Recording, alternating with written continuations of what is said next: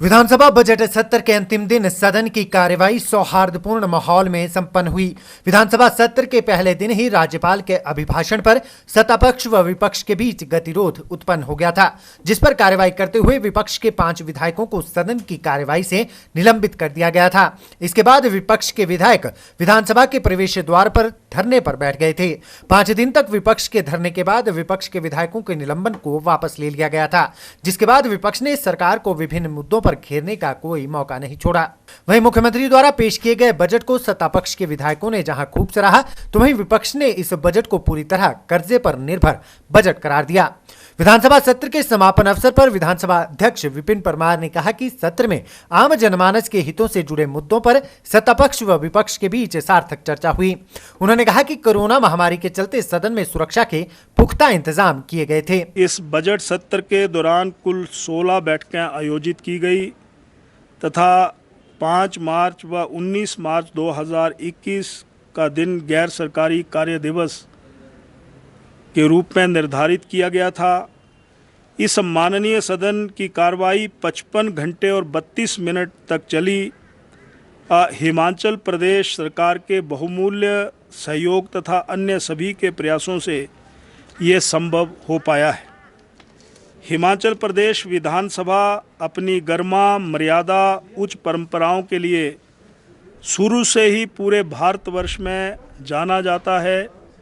ये देश की सर्वप्रथम विधानसभा है। सत्र के दौरान कोरोना महामारी के संक्रमण से सभी को सुरक्षित रखने हेतु एहतियात के तौर पर कई महत्वपूर्ण कदम उठाए गए।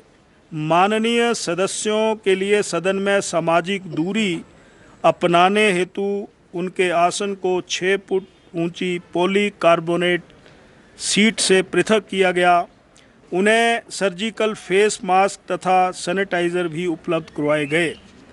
इसके अतिरिक्त पत्रकार दीर्घा में बैठने वाले संवाददाताओं के लिए सर्जिकल फेस मास्क, सैनिटाइज़र उपलब्ध करवाए गए तथा उनको जारी होने वाले पास में भी कटौती की गई ताकि वे सभी एक निश्चित दूरी पर बैठें और कोरोना से वो सुरक्षित रहें।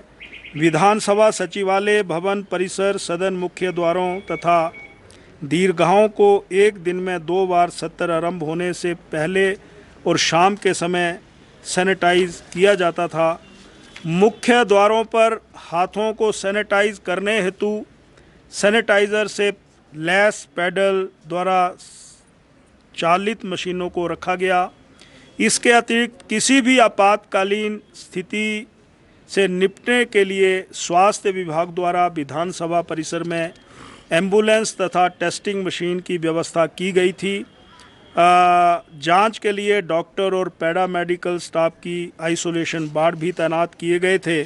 तो कुल मिलाकर के मैं यही कहना चाहता हूं कि सत्र के दौरान प्रथम दिन जहां माननीय सदस्यों को श्री सुजान सिंह पठानिया, उसके उपरांत हमारे सांसद रामस्वरूप जी जिनका देहावसान हुआ, उनको श्रद्धांजलि यहाँ पर दी गई। सत्र में जनहित के महत्वपूर्ण विषयों पर चर्चा हुई। इस सत्र में 530 तारांकित, 218 अतारांकित प्रश्नों की सूचनाओं पर सरकार द्वारा उत्तर उपलब्ध करवाए गए। सत्र में 2 दिन गैर सरकारी सदस्य दिवस निर्धारित थे। इसके अतिरिक्त 5 सरकारी विधेयक भी सभा में पुरस्थापित किए गए हैं।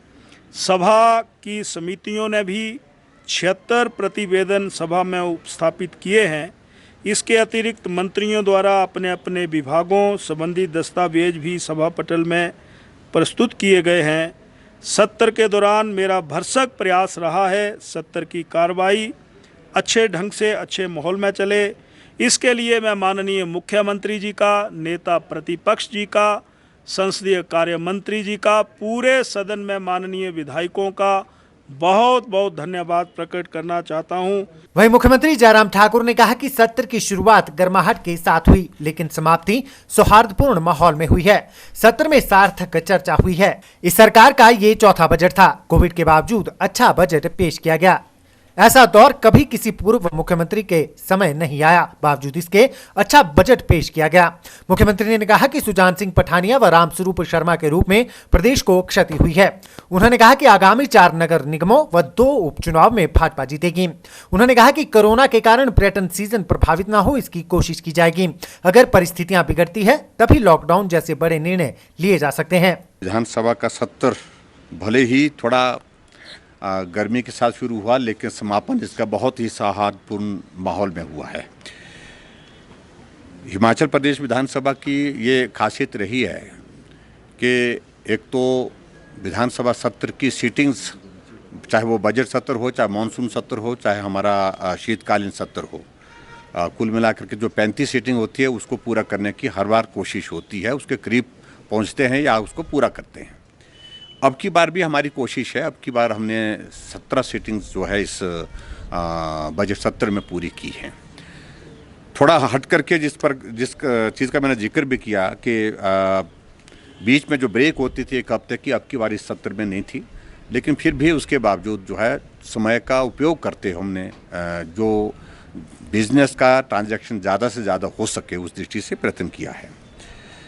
मैं समझता हूँ कि सार्थक चर्चा हुई है, चाहे वो गवर्नर एड्रेस पर हुई है, चाहे वो कट मोशंस पर हुई है, चाहे वो बजट पर हुई है।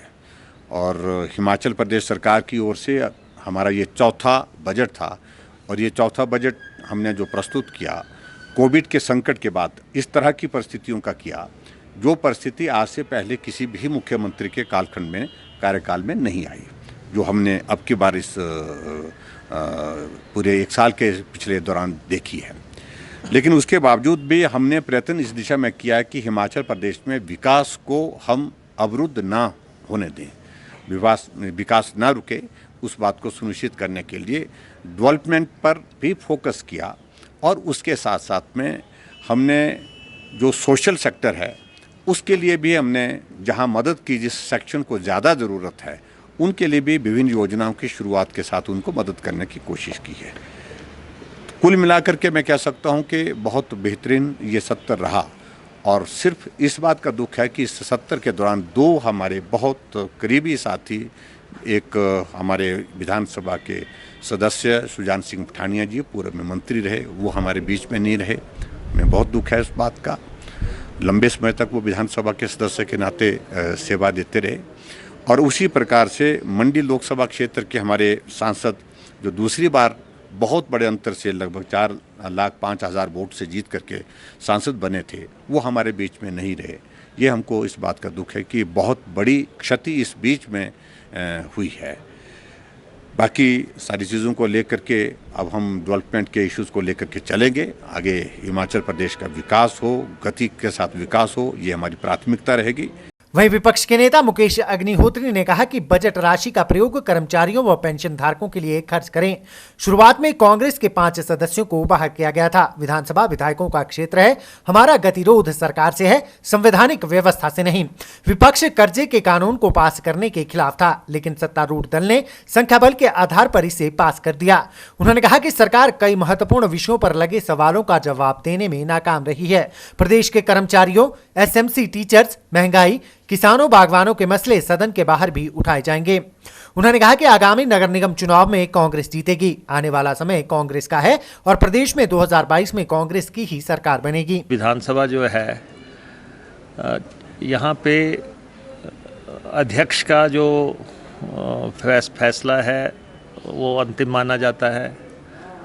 देश की अदालतें भी ख़ासतौर पे सर्वोच्च न्यायालय तक भी उसमें इंटरफियर नहीं करती हैं। हाई कोर्ट और अधीनस्थ न्यायालय भी जो है इसको मान्यताएं देते हैं।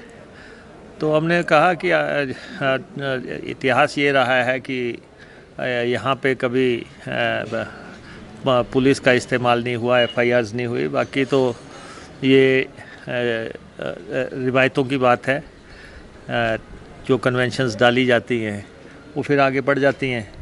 लेकिन ये शुद्ध तौर पे विधायकों का क्षेत्र है ये, और यहाँ पे जितने भी कायदे कानून हैं वो विधायकों की मदद करने के लिए हैं। तो उसके बाद बजट हुआ, बजट पे चर्चाएं हुई।